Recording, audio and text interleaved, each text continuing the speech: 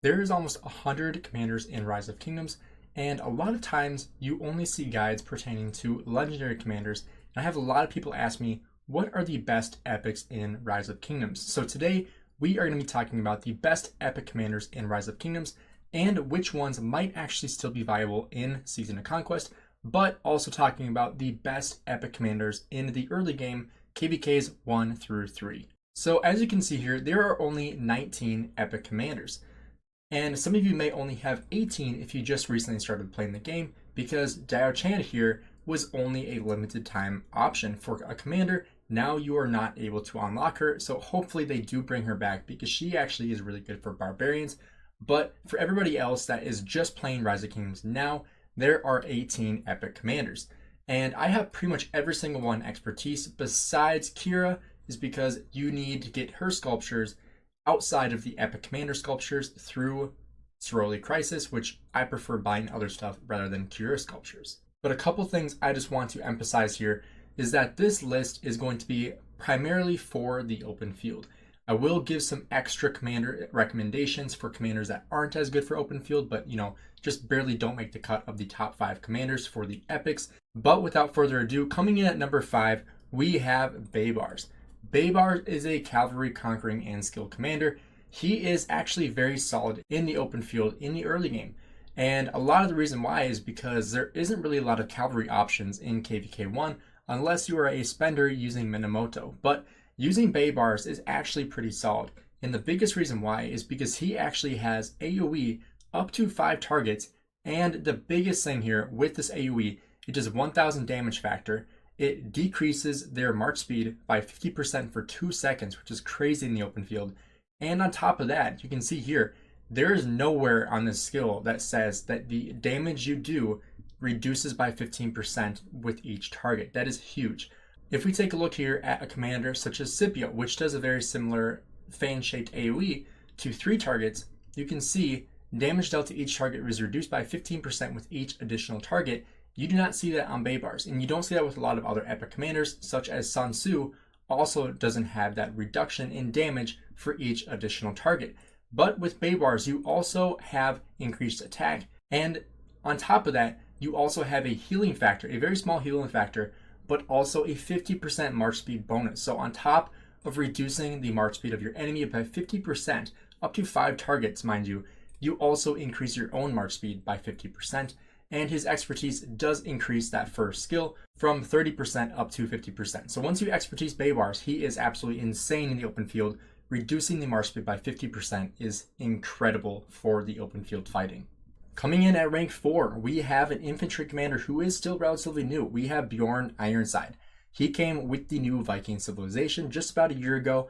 He is an infantry conquering and skill commander. Just like Baybars, he has conquering and skill.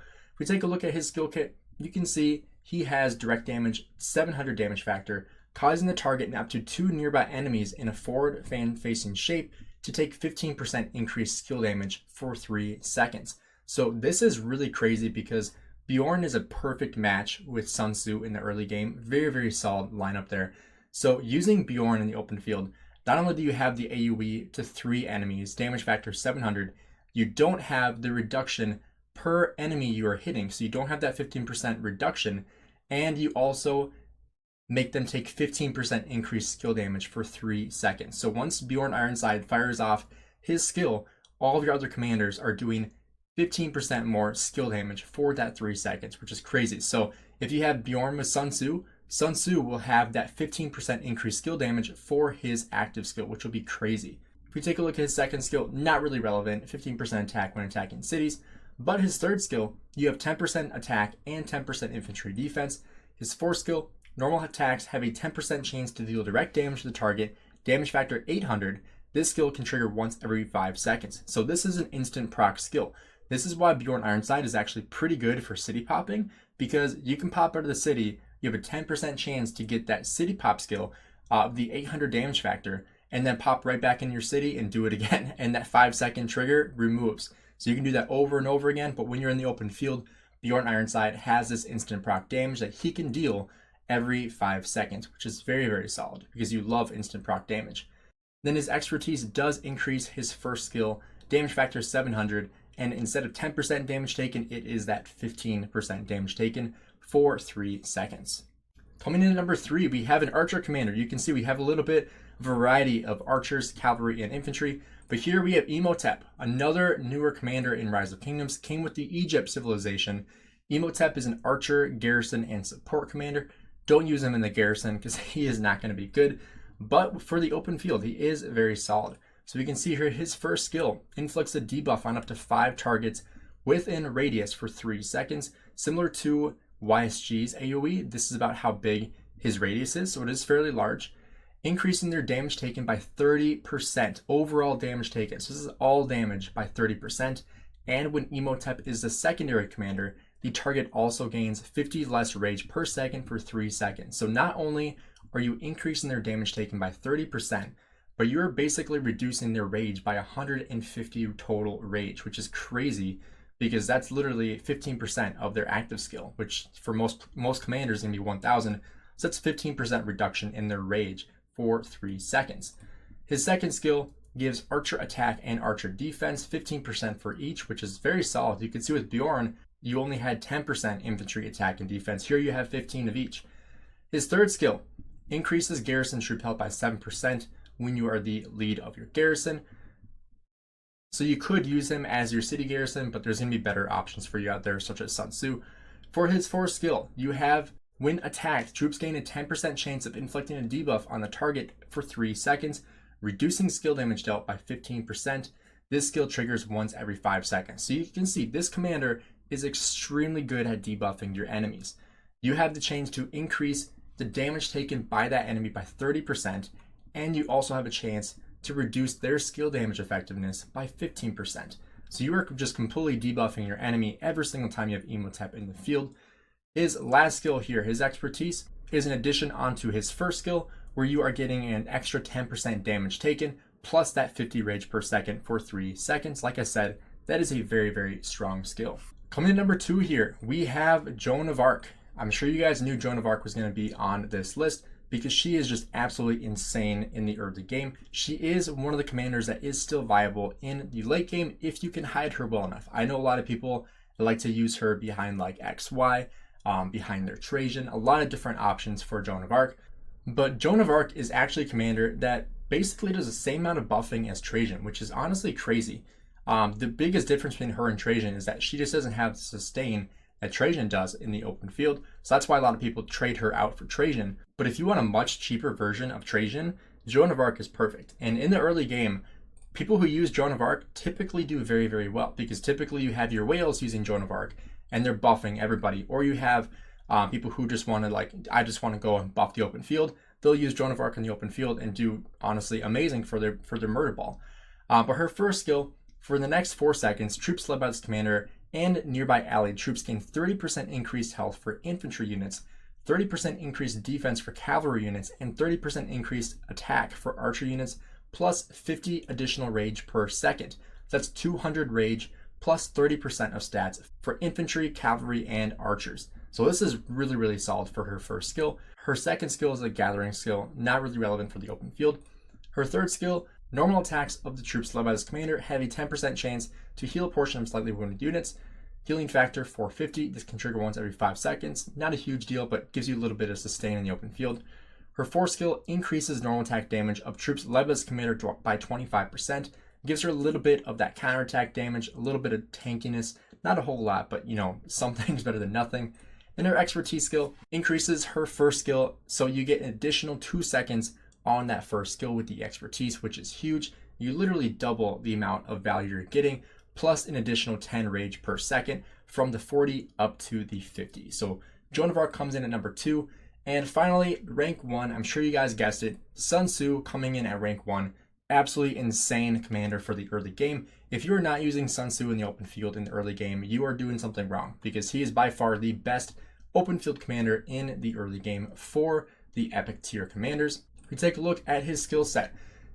His first skill deals direct damage to 5 targets in a fan-shaped area, damage factor 800, and deals additional damage to targets on the next turn, damage factor 200. Sun Tzu gains an additional 50 rage for each target hit by this skill, so up to an additional 250 rage for hitting 5 targets. And like I said before, it does not say that it reduces the damage taken by the enemies by 15% for every march you hit. So this means you are dealing 4,000 damage in total on this skill, 800 to 5 different targets, which is crazy. And then on top of that, you have the extra damage, 200, so it's an additional 1,000 damage factor to 5 targets. So in total, you are dealing about 6,000 damage if you are hitting every single target, and an additional 250 rage for your troops, which is just insane for a commander this early in the game. His second skill is a garrison skill, so it is a good skill for garrison, 7% less damage, but not really relevant for the open field. And then his third skill here, troops led by this commander take 10% less damage, and infantry units gain 10% increased health, which is very solid.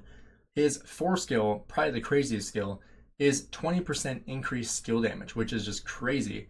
And like I said before, if you pair Sun Tzu behind Bjorn Ironside, you're going to get an additional 15% skill damage on your skill. You're going to fire off this crazy skill here and then have an additional 20% increased skill damage. So overall, just crazy amounts of damage coming from Sun Tzu and Bjorn. And then his expertise increases his primary skill from 3 targets to 5 targets. And like I said before, it does not say that you're reducing the damage dealt by 15% per target, like it says in many other legendary commanders, like I said, such as Scipio. It says damage dealt to each target is reduced by 15% for each additional target hit. So instead of doing 2,000 damage factor to each target, you're doing 2,000 damage factor. But if you're hitting 3 targets, you're doing 45% less damage to each one. So you're still doing a good amount of damage, but it's not 2,000 to each commander. Now that does round out our top 5, but I do want to give 3 other commanders I think are very solid for the epic tier that just did not make the cut very slightly. But number 3 is going to be Herman. He is a very, very solid commander for archers. Could be a solid pairing for Emotep if you run a Herman primary and Emotep secondary if you want to go full epics. But if we take a look at Herman, we can see that he deals direct damage factor 1150, reducing its rage by 100 and silencing it for 2 seconds. So his silence is really why he is on the second tier list, because he does silence the enemy for 2 seconds, which is huge. You don't really have that viability until the late game with Guan Yu, but Herman does silence the enemy for 2 seconds, does a decent amount of damage, and also reduces the rage. So pairing that with a debuffing commander like Emotep would be very solid. Looking at his second skill, archers led by this commander gain 10% increased attack and 10% increased march speed, which is great for archers.